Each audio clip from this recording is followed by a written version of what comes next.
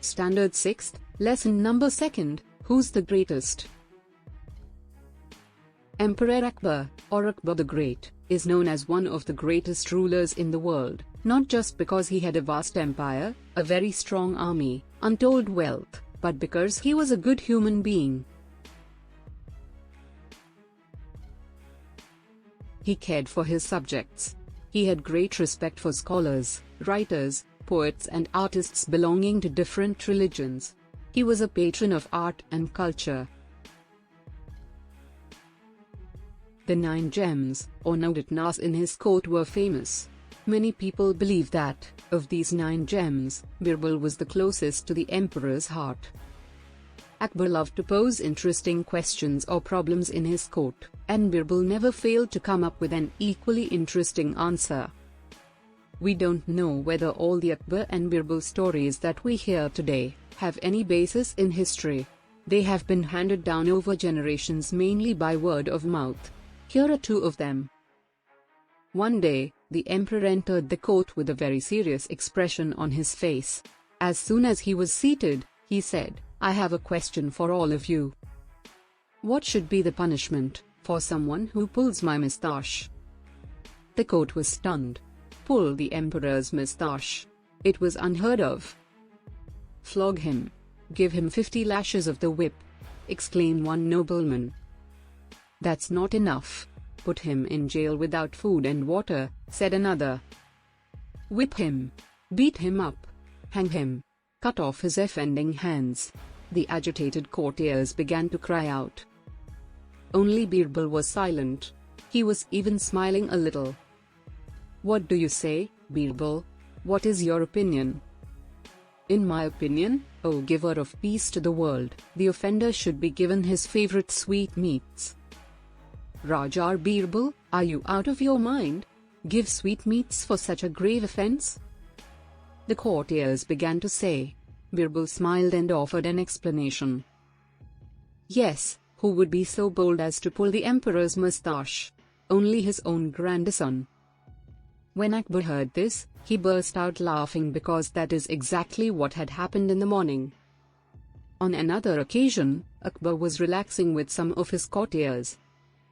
A few of them thought this was a good opportunity to shower praise on the emperor and get some favors from him.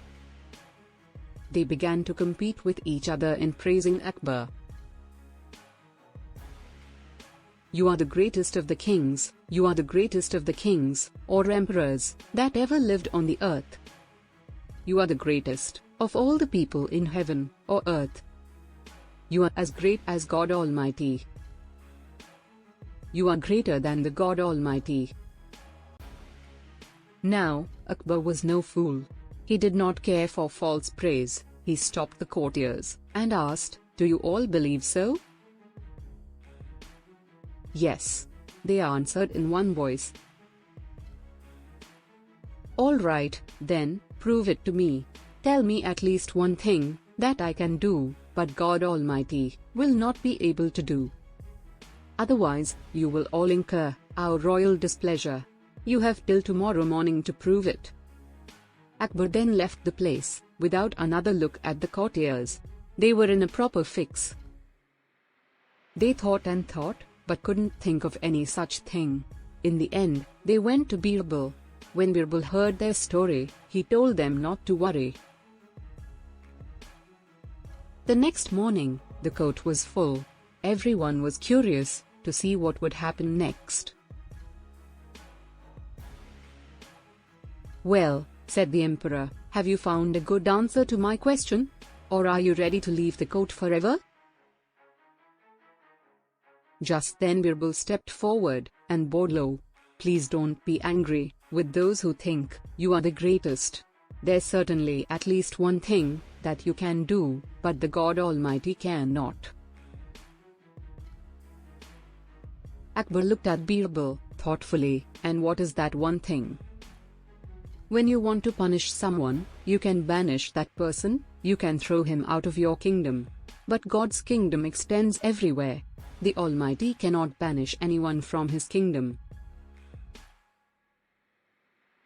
Akbar's face was lit up with a smile. That was very clever. Birbal, while showing how I have an advantage. You have also shown that God is greater. I believe you. Akbar was so pleased with the answer that he forgave the courtiers for their stupidity.